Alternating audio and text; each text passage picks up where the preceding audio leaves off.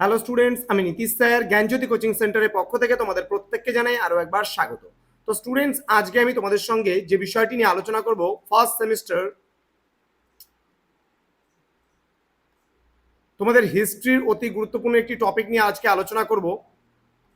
তো আজকের এই ক্লাসটি শুরু করার পূর্বে তোমাদেরকে বলবো, যারা এখনো পর্যন্ত আমাদের অফিসিয়াল ইউটিউব চ্যানেলটিকে সাবস্ক্রাইব করনি তারা অবশ্যই চ্যানেলটিকে সাবস্ক্রাইব করে পাশে থাকা বেল আইকন অল প্রেস করে দেবে, যাতে নেক্সট টাইম থেকে কোনো ভিডিও আপলোড করলে তার নোটিফিকেশন সবার আগে তোমার কাছে পৌঁছে যেতে পারে।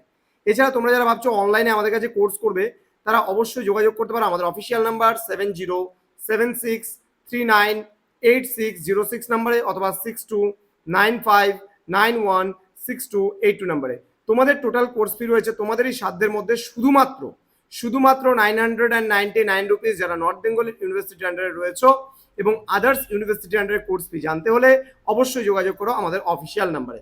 তো চলো শুরু করছি আজকের ক্লাসটি। মেজরের ক্ষেত্রে 999 এবং যারা পাস কোর্স বা প্রোগ্রাম কোর্সে পড়ছো নর্থ বেঙ্গলে তাদের ক্ষেত্রে 499 রুপিস, এবং অন্যান্য ইউনিভার্সিটি আন্ডারে পুরো কোর্স ফিটাই হচ্ছে 499 রুপিস। তো দেরি কিসের, আজই যোগাযোগ করো আমাদের জ্ঞানজ্যোতি কোচিং সেন্টার। চলো শুরু করছি আজকের ক্লাসটি। হরপ্পার সিল সম্পর্কে আলোচনা বা হরপ্পা সিল সম্পর্কে সংক্ষিপ্ত টিকা লেখো। খুবই গুরুত্বপূর্ণ আজকের এই ক্লাসটি। দেখো, পরীক্ষায় আসার সম্ভাবনা কিন্তু তোমাদের খুব গুরুত্বপূর্ণ, অনেকের মেজরে রয়েছে, অনেকের মাইনরে রয়েছে, তো দুটোর জন্যই কিন্তু খুবই গুরুত্বপূর্ণ আজকের এই ক্লাসটি। দেখো কি বলছে, হরপ্পা সভ্যতার বিভিন্ন কেন্দ্র থেকে পোড়ামাটির তামা ও ব্রোঞ্জের প্রচুর সিল কিন্তু আবিষ্কৃত হয়েছে। এই যে প্রাপ্ত সিলমোহরগুলি, এই সিলমোহরগুলির সংখ্যা কিন্তু প্রায় 2000। ঐতিহাসিকদের অনুমান প্রধানত ব্যবসা বাণিজ্যের জন্যই এইসব সিল কিন্তু তৈরি করা হয়েছিল। সিলগুলো কি বিনিময়ের মাধ্যম ছিল, তখন তো আর এত অর্থ ছিল না, মুদ্রা ছিল না, তো সেই সময় হরপ্পা সভ্যতায় কিন্তু সিলগুলোই মূলত বিনিময়ের মাধ্যমে, ওরা কিন্তু একে অপরের মাধ্যমে আদান প্রদানের মাধ্যমে কিন্তু বাণিজ্যগুলো করতো বা ব্যবসা বাণিজ্য করতো এই সিলগুলির মধ্যে দিয়ে। এবং আন্তর্জাতিক বাণিজ্যের ক্ষেত্রেও কিন্তু এই সিলগুলির ব্যবহার হতো, কারণ সুসা এবং মেসোপটেমিয়ার নগরগুলিতেও কিন্তু হরপ্পার যে সিলমোহরগুলি আছে সেগুলির কিন্তু আবিষ্কৃত হয়েছিল বলা চলে।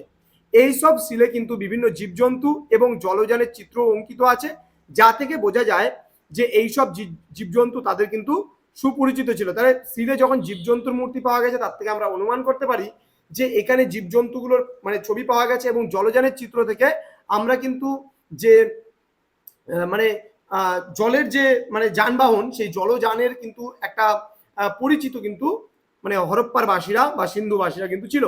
আবার কিছু কিছু সিলে হরপ্পাবাসীর ছবি এঁকে মানে তাদের মনের ভাব প্রকাশ করতো, যেগুলি সিন্ধু লিপি বা হরপ্পা লিপি নামেও পরিচিত। তাহলে সিন্ধু লিপিগুলো ছিল মূলত কিন্তু চিত্রলিপি, এগুলো কিন্তু বর্ণলিপি নয়, কারণ চিত্রলিপির স্তর অতিক্রম করা সিন্ধু লিপির পক্ষে কিন্তু সম্ভব হয়নি।